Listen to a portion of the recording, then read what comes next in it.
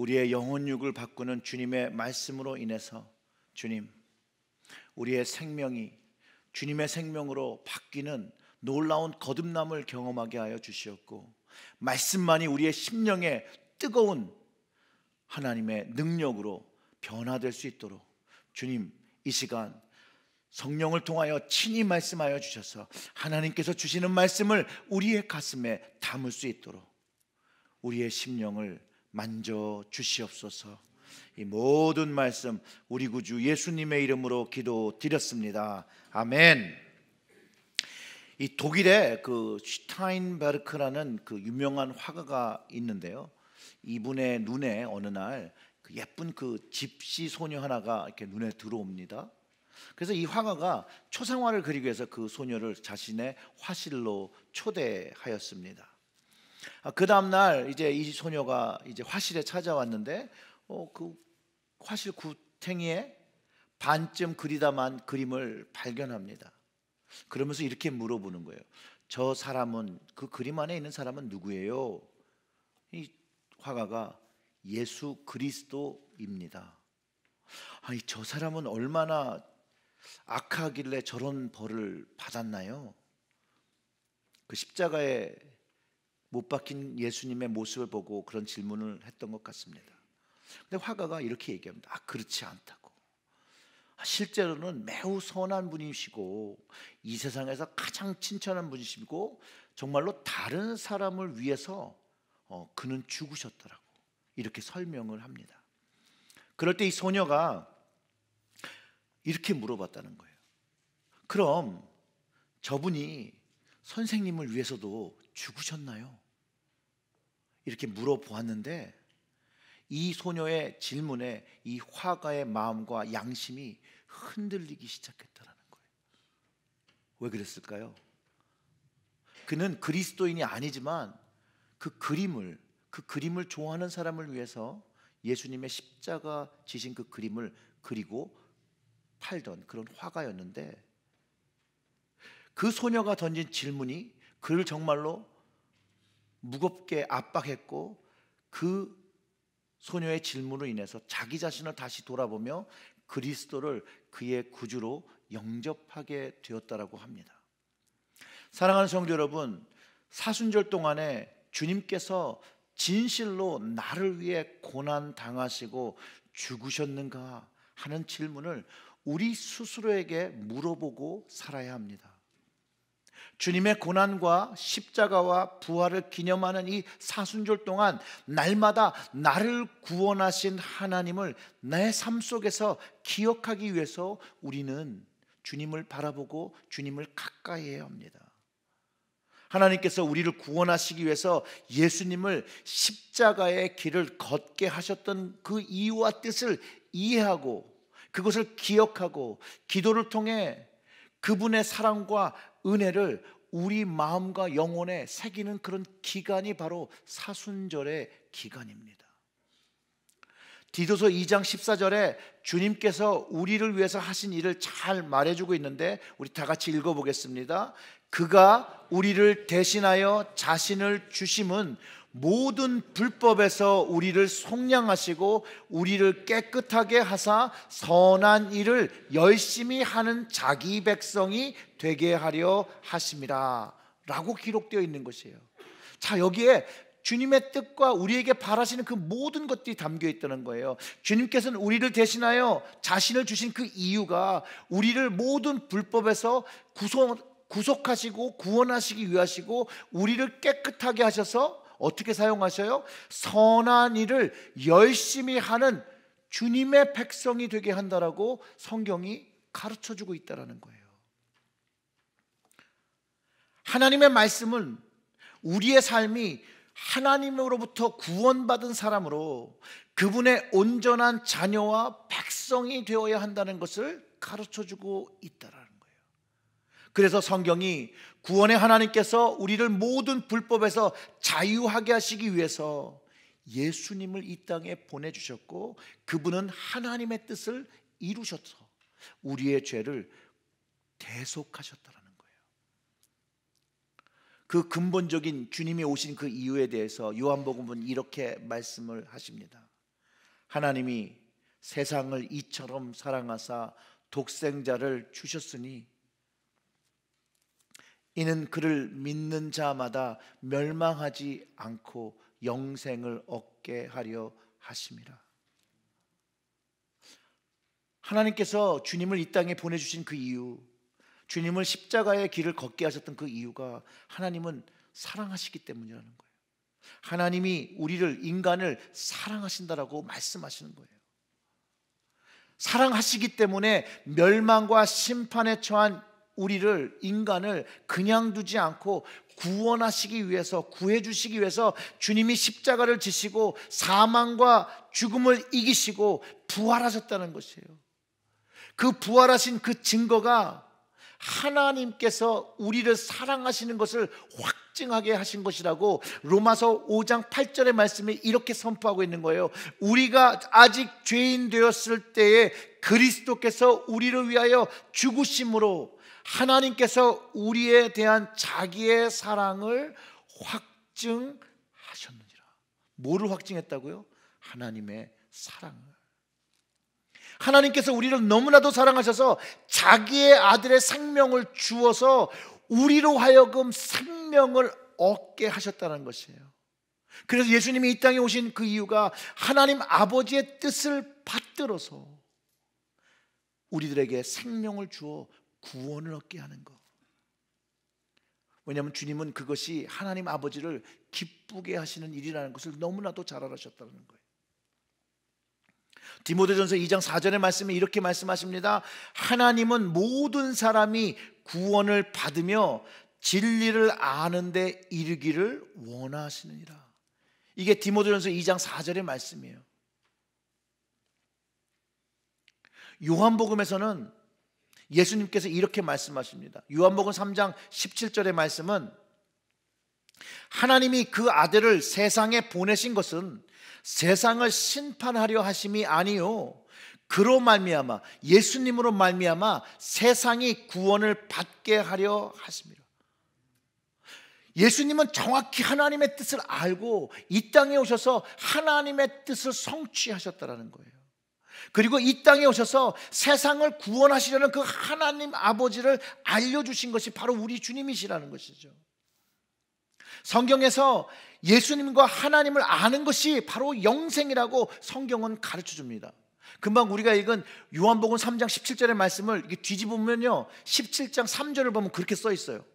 영생은 곧 유일하신 참 하나님과 그가 보내신 자 예수 그리스도를 아는 것이니이다. 하나님 아버지를 아는 것과 예수님을 아는 것이 바로 영생이라는 것이에요. 이 하나님의 뜻을 안 주님은 이 땅에 오셔서도 하나님의 뜻을 분별하셨다라는 거예요. 계속해서 사역하시며 이 하나님의 구원을 이루시기 위해서 하나님의 뜻을 분별하셨어요. 어떻게 이해하셨을까요? 성경에서 하나님의 뜻을 더 깊이 알기 위해서 주님은 사역하시기 전에 성령에 이끌려서 광야에 들어가서 40일 동안 금식하며 기도하십니다. 또한 사역하는 동에도 매 순간순간 하나님께 나아가서 조용한 곳에 가서 기도하셨고 새벽 미명에 기도하셨고 십자가를 지기 전에도 겟세마네에서 기도하셨다라는 거예요. 주님께서 사역을 위해서 하나님의 뜻을 이루시기 위해서 늘 기도하셨기 때문에 기독교 전통에서 특별히 사순절에는 금식하며 기도하는 시간을 우리에게 가르쳐 주었다는 거예요. 그래서 지금 우리도 사순절에 금식 릴레이를 통해서 금식하며 주님을 기억하며 구원의 하나님을 기억하며 그분을 찬양하며 그분께 영광 돌리며 지내고 있다는 것이에요. 물론 우리가 한 끼씩 하잖아요. 각 저기마다 다르지만 저는 사순절 동안 저녁만 금식을 합니다. 그 시간이 짧은 시간이에요. 그런데 그 금식하는 그 시간을 주님께 드리고 그 시간에 주님을 생각하고 주님의 말씀을 듣고 주님을 기도하며 성령님께서 주시는 그 생각을 가지고 주님의 사랑과 은혜를 더 기억하는 시간이에요. 개인적으로는 저는 이 시간이 굉장히 귀한 시간이고 저에게는 은혜가 참 많이 되는 시간입니다. 그리고 영적으로 또 인격적으로 이 기간을 통해서 또 변화받고 도전받고 성숙해지는 그런 시간이기도 합니다. 왜냐하면 그 금식할 때 주님의 생애와 그분의 사역을 기억해 보는 것이에요. 그분의 탄생이 어떻게 됐던 것을 기억해 보는 것이죠. 그분에 대한 예언과 그분이 어떻게 오셨던 것, 그분이 걸으셨던 그 이스라엘 땅들, 갈릴리를 걸으셨던 것, 나사렛을 걸으셨던 것들, 요단강을 건너시던 그분, 주님의 세례 요한에서 세례 받으시는 그때의 모습, 그것들을 기억하며 주님께서 그 제자들을 어떻게 물러 모으신 것과 산상수훈을 통하여 가르쳐준 하나님 나라의 말씀, 제자들과 함께 유숙하시면서 하나님 나라를 가르쳐 주신 것들, 병마에 시달린 사람들이 치유함을 받게 되는 것, 기적을 경험하게 되는 것, 오병이어의 기적과 장님이 눈을 뜨고 앉은 자가 걸은 그런 주님의 기적과 치유, 그걸 통해서 우리는 하나님의 아들이신 것을 기억하는 것이죠. 예수님이 예루살렘에 입성하실 때 그 이야기 여러분 기억나십니까? 많은 사람들이 자기의 옷을 벗어 땅에 펴고 종려나무 가지를 흔들며 환영했던 그 모습을 기억합니다. 그들의 기대에는 예수님께서 이제 이스라엘 왕이 되어서 그들을 로마의 압제로부터 구원해 주실 것이라는 사람들의 그 희망, 그 기대. 근데 주님은 그 기대에 부응하지 않고 주님의 몸을 주셨다는 거예요. 주님의 생명을 주셨다는 거예요. 그 주님을 환영했던 사람들이 주님을 못 박았습니다. 근데 주님은 자신의 손과 발에 못을 박은 사람들을, 자신에게 침뱉고 모욕하고 경멸하고 멸시하던 이 모든 사람들을 위해서 십자가에 달리시고 또 그 자리에서 하나님께 용서의 기도를 드리셨다라는 거예요. 그리고 거기서 주님은 죽으셨어요. 모든 사람들이 그가 십자가에서 죽었다고 믿을 때에 그분은 죽음의 권세를, 사망의 권세를 깨트리시고 부활하셔서 우리에게 우리의 죄로부터 자유함을 얻었다라고 선포하셨다는 거예요. 우리에게 놓인 사망의 권세가 더 이상 우리를 붙잡지 못한다라고, 사망의 그 사슬이 깨어졌다라고 부활을 통해서 가르쳐 주셨다. 부활하신 예수님을 통하여 우리는 하나님께로 나아가는 길이 열렸습니다. 그 이유가 하나님의 긍휼하심을 얻었기 때문이라는 거예요. 하나님께서 우리를 긍휼히 여기셨기 때문에 주님은 그 하나님께서 우리를 긍휼히 여기신다는 그것을 알고 우리를 위하여 기꺼이 십자가를 감당하셨다라는 거예요. 그 십자가에서도 주님은 그 사람들을 긍휼히 여기며 아버지, 저들은 저들이 하는 일을 알지 못합니다. 이들을 용서하여 주시옵소서. 하나님은요, 오늘도 우리를 긍휼히 여기십니다. 하나님은 오늘도 우리 모두와 모든 사람들을 긍휼히 여기십니다. 그리고 이 말씀을 기억하고 깨닫기를 원합니다. 히브리서 10장 19절과 20절의 말씀, 그러므로 형제들아 우리가 예수의 피를 힘입어 성소에 들어갈 담력을 얻었나니 그 길은 우리를 위하여 휘장 가운데 열어놓으신 새로운 살 길이요 휘장은 곧 그의 육체니라. 저는 예수님이 저의 죄를 용서하시기 위해서 십자가에서 고난을 감당하시고 죽으셨음을 고백합니다. 주님의 긍휼하심을 얻었기 때문에 저와 여러분들은 그분의 육체를 열어서 새로운 살 길을 열어주셨고 새로운 생명을 주셨고 그 모든 것을 이 십자가의 고난을 통하여 주셨습니다. 이제 저와 여러분은 이제 그분의 피를 의지하며 하나님께로 담대히 나가는 것입니다. 십자가의 은혜로 저에게 참 하나님을 알려주시고 영생을 경험케 하시고 새로운 삶을 하나님 사람과 은혜 안에서 경험하게 하셨습니다. 그래서 저는 매 사순절 때마다 금식 기도를 통해서 주님의 고난에 동참하기를 원해서 금식합니다. 금식하는 동안 주님의 마음을 깨닫기를 기도합니다. 중보의 마음을 구하며 기도합니다. 저의 인간적인 마음이 주님의 마음을 이해하고 주님의 마음으로 차기를 기도합니다. 물론 주님께서 깨닫게 하시는 그것이 저의 능력으로 될 수 없는 것들이 너무나도 많지만 여전히 주님 앞에 최선을 다하며 주님의 사역을 위해서, 주님의 사람을 위해서 내가 할 수 없는 그 부분들을 주님께서 감당해 주시고 성령님께서 감당해 주시라고 기도합니다. 사랑하는 성도 여러분, 사순절의 이 기간 동안 예수님의 죽음과 부활의 의미를 새기고 그분의 마음을 깨달아 구원의 하나님과 동행하는 시간이라는 것이에요. 우리는 매년 이것들을 훈련할 수 있어요. 매년 이 사순절 동안 우리의 신앙을 다시 회복할 수 있어요. 왜냐하면 우리의 신앙이 어쩔 때는 그 열정을 잃어버릴 수 있다는 거죠. 식어져 버릴 수 있다는 것이에요. 사랑을 잊어버릴 수 있다는 거예요. 그러나 이 사순절을 하나님의 사랑과 주님의 사랑을 다시 기억하는 시간으로 잘 훈련하면 우리의 믿음과 우리의 신앙을 예수 그리스도 안에서 잘 견고하게 세울 수 있다는 것이에요. 예수님을 온전히 바라본다라면, 주님을 바라보며 주님께 나아간다라면 하나님께로 나아갈 수가 있습니다. 주님은 길입니다. 예수님은 끊임없이 우리를 하나님 아버지께로 이끌고 계시다는 거예요. 그분은 길이고 그분은 진리이고 그분은 생명이십니다. 우리가 길을 잃을 때 그분은 우리에게 길 되어 주시고, 우리가 진리를 이해하지 못할 때 우리에게 진리가 되어 주시고, 우리에게 생명을 경험하지 못할 때 우리에게 생명으로 다가오시는 그분이라는 것이에요. 그분께로 나아가야 합니다.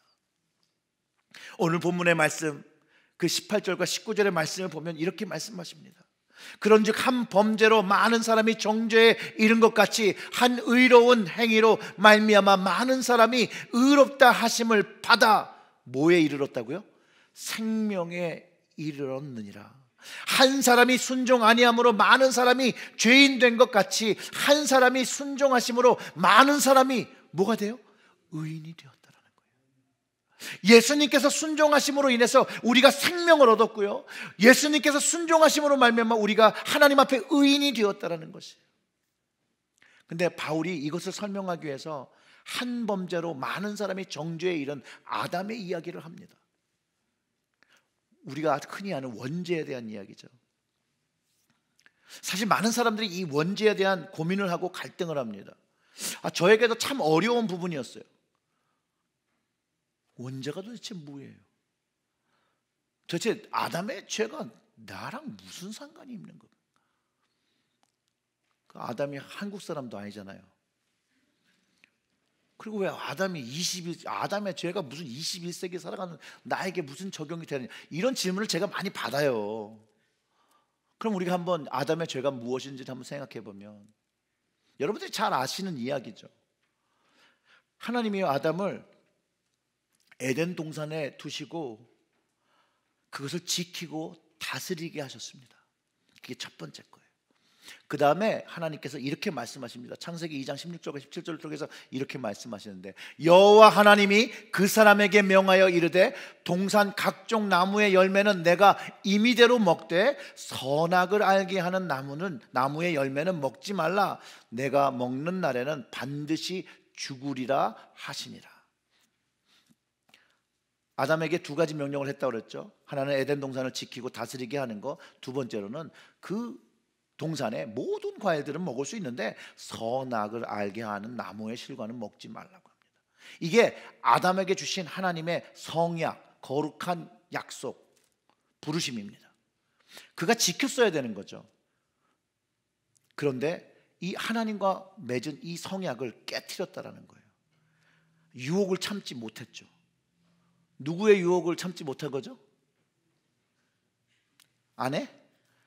그래서 블레임 하잖아요. 하나님께서 주신 저 여인이 먹으라고 했습니다. 참 비겁한 거예요. 그는 하나님의 지시를 그 스스로가 깨트린 거라는 거예요. 하나님의 뜻을 그가 꺾은 거예요. 그 결과로 그 아내도 그 하나님과 만나고 교제할 수 있는 에덴의 동산을 떠나야 했고 그들은 수고하며 사망에 이르는 그 벌을 받게 된 것이에요. 자, 여기서 이제 질문이 생긴다는 거예요. 하나님은 자비하신 하나님이시고 용서의 하나님이시고 사랑의 하나님이신데 왜 즉시 아담과 하와를 용서해 주시지 않을 것일까요? 라는 질문이 우리 안에 있다라는 거예요. 저 역시 갈등했던 질문이었고요, 많은 사람들에게 받았던 질문이에요. 그리고 이것을 어떻게 답변해야 될지 갈등했고, 사실 어떻게 답변하는지도 잘 몰랐었던 적이 있었습니다. 또 제가 얻은 답변을 이야기해도 이해하지 못하시고 잘 믿지도 않으신 분들이 있었어요. 근데 제가 어느 날 제가 믿음으로 답변을 얻었습니다. 이거는 이성의 답변이 아닙니다. 아담의 이 사건은 하나님의 주권이 선포되어 아담도 지켜야 되고 하나님도 지켜야 되는 것이었는데 아담이 그것을 깨트렸다는 거예요. 하나님은요, 하나님이 정하신 말씀과 법을 지키셔야 할 의무가 있습니다. 아담도 지켜야 될 의무가 있듯이 하나님도 지켜야 할 의무가 있습니다. 그래서 죽으리라 말씀하셨기 때문에 그가 그것을 먹었기 때문에 사망에 이르게 된 것이에요. 자, 생각해 보세요. 하나님이 재판관이라고 생각하고 재판관이 법을 만들어 놓고 법을 따르지 않아요. 자기 기분에 따라 재판을 한다면 여러분, 우리는 그를 올바른 의로운 재판관이라고 말할 수 있겠습니까? 없잖아요. 이 재판관이 기분이 좋으면 무죄, 기분이 나쁘면 유죄, 이렇게 판단하면 이 사람은 의로운 재판관일 수가 없잖아요.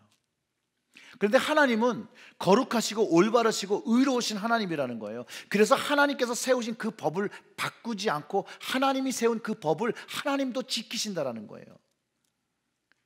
우리가 이 아담의 사건을 보면 우리에게 가진 또 문제는 뭐냐면요, 문제의 근원이 하나님이 아니라 아담인데도 불구하고 여전히 우리는 하나님을 판단하고 하나님이 왜 이러셨을까라는 질문을 한다는 거예요. 약속을 깨트린 건 아담이라는 거예요. 그럼에도 불구하고 하나님은 아담과 하와를 돌보십니다.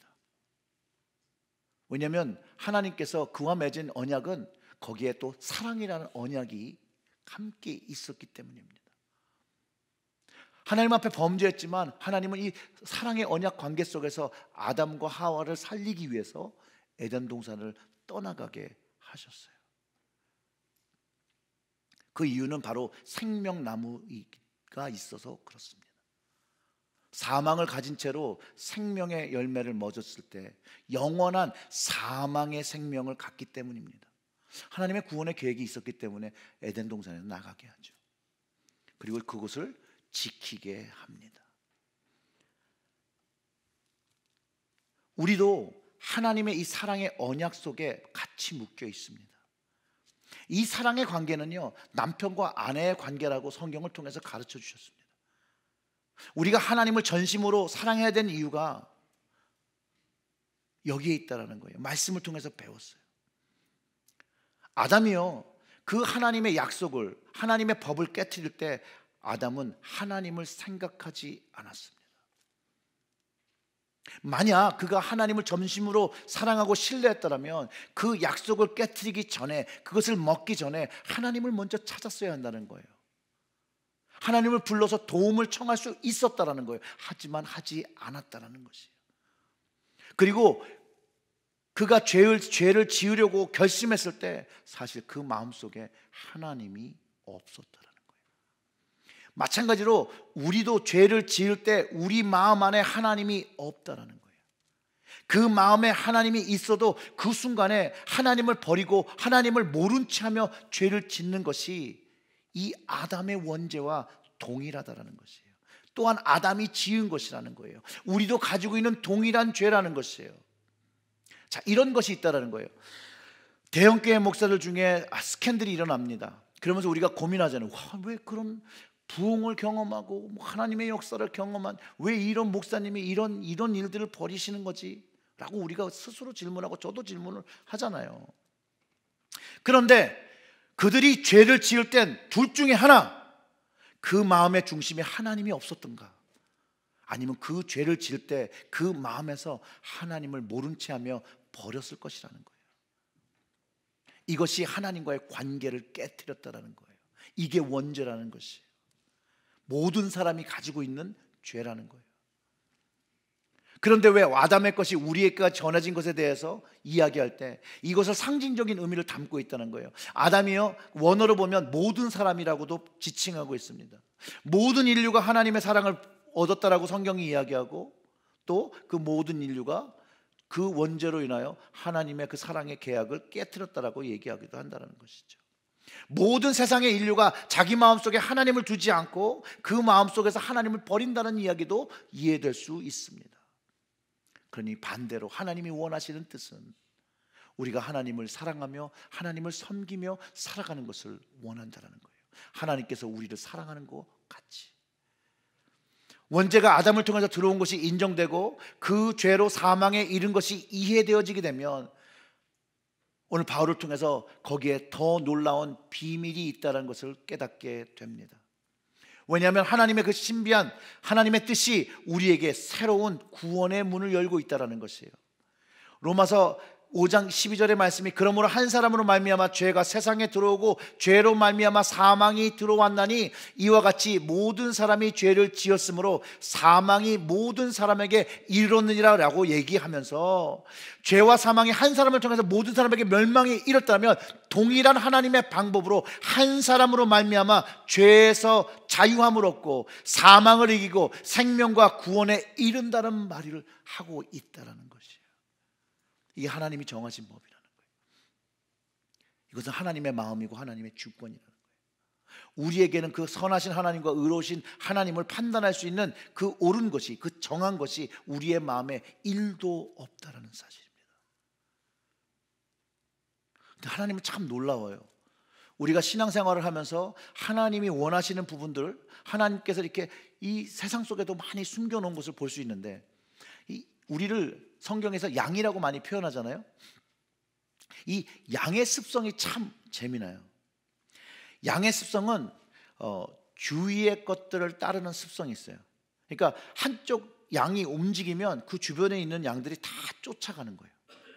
그래서 이 목자들이요, 이 습성을 알아서 이 양들을 이렇게 데리고 다닐 때 양이 물을 되게 싫어해요.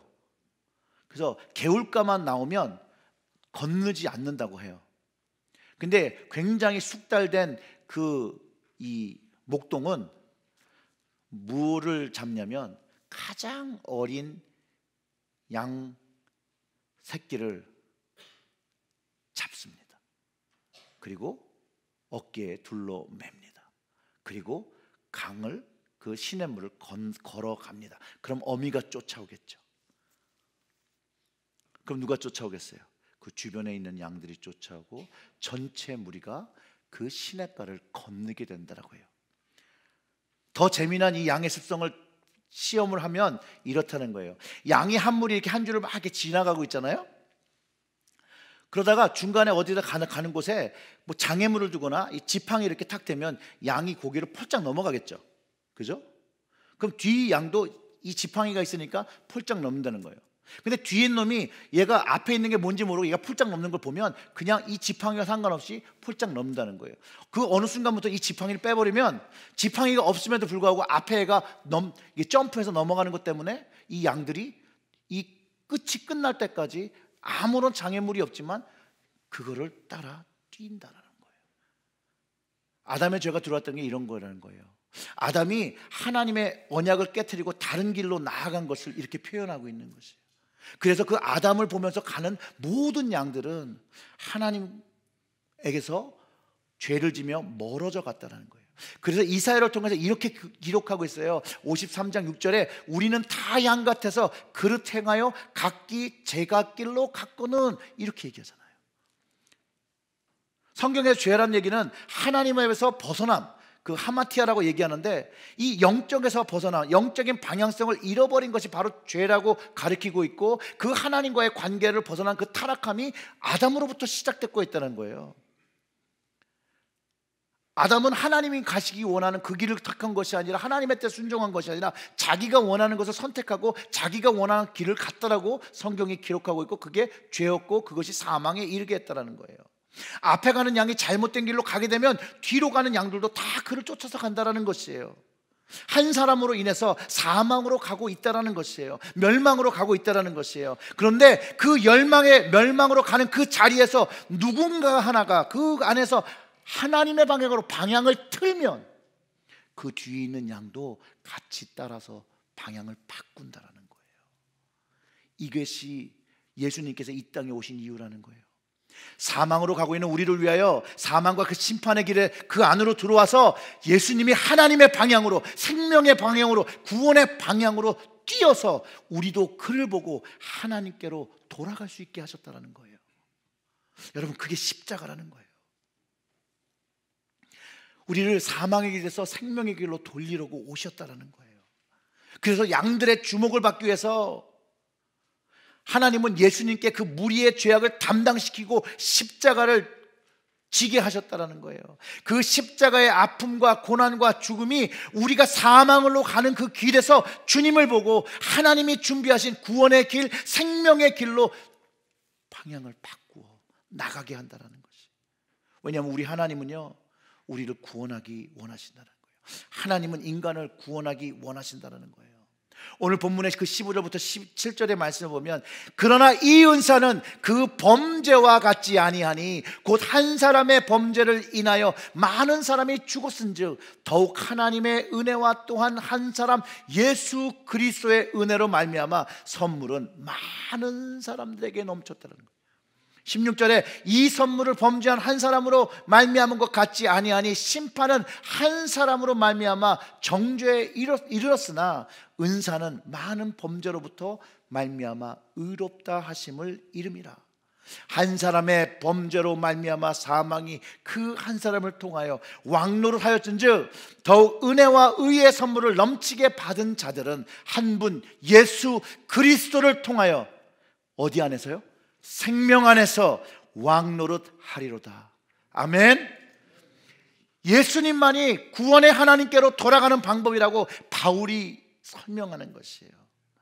예수님의 십자가의 순종으로 우리를 포함한 많은 사람들이 하나님의 구원을 얻고 의로우심을 얻고 생명을 받았다라고 오늘 성경이 성령을 통해서 우리에게 말씀하고 계신다라는 것이에요. 그것이 하나님께로 가는 길이라고 얘기하고, 예수님의 그 십자가의 지심으로 열린 것이라고. 그래서 히브리서 7장 25절의 말씀이, 그러므로 자기를 힘입어 하나님께로 나아가는 자들을 온전히 구원하실 수 있으니 이는 그가 항상 살아계셔서 그들을 위하여 간구하심이라. 아멘. 여전히 우리는 부족하고 여전히 죄를 짓지만 우리 주님은 우리를 위하여 이 땅에 오셔서 하나님께로 우리를 방향 틀어주신 그분께서 오늘도 주님은 우리를 위해서 기도하며 간구하시며 하나님의 방향으로 오기를 요구하시고 요청하신다는 거예요. 그것은 우리가 온전해서도 아니고 거룩해서도가 아니라 우리를 사랑하셔서, 저를 사랑해 주셔서, 여러분들을 사랑해 주셔서 그렇게 기도하신다는 거예요. 로마서 8장 34절과 35절에 보면 이렇습니다. 같이 읽어볼게요. 누가 정죄하리요? 죽으실 뿐 아니라 다시 살아나신 이는 그리스도 예수시니 그는 하나님 우편에 계신 자요 우리를 위하여 간구하시는 자시라. 누가 우리를 그리스도의 사랑에서 끊으리요? 환난이나 곤고나 박해나 기근이나 적신이나 위험이나 칼이랴 라고 선포하고 있다는 거예요. 여러분, 다시 살아나신 이가 그리스도 예수이신데 그가 하나님 우편에 앉아서 나를 위하여 간구하시는 분이라는 거예요. 그래서 나를 그리스도의 사랑에서 끊을 수 있는 것이 이 세상에는 아무것도 없다는 거예요. 그 주님이 하신 그 일을 내가 믿고 그 주를 나의 구주라 고백할 때 이 세상에 어떠한 것도 그 그리스도의 사랑에서 끊을 수 없다라는 거. 여러분 꼭 기억하시기를 주님의 이름으로 축원합니다. 오늘도 하나님은 우리의 영혼을 위해서, 우리를 구원하시기 위해서 오늘도 주님은 간구하고 계십니다. 사순절 동안에요, 우리에게 구원의 하나님, 그 길과 진리와 생명 되신 그 주님을 기념하고 기억하는 시간이 되셔서 특별히 더 많은 은혜와 깊은 하나님의 사랑을 경험하시기를 주님의 이름으로 축원합니다. 우리 다 같이 좀 찬양 좀 드리겠는데요, 그 주의 손에 나의 손을 포개로란 그 찬양을 좀 드리겠습니다.